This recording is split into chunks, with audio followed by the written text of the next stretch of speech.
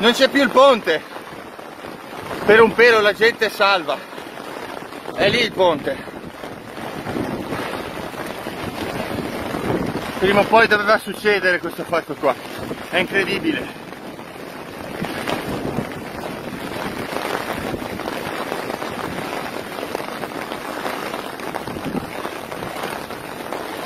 Ci saranno dei feriti, dei morti, io non lo so, ma è davvero grave.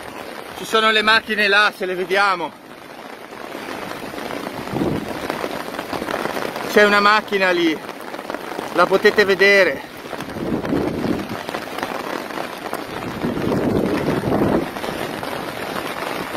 È un disastro per Genova questo.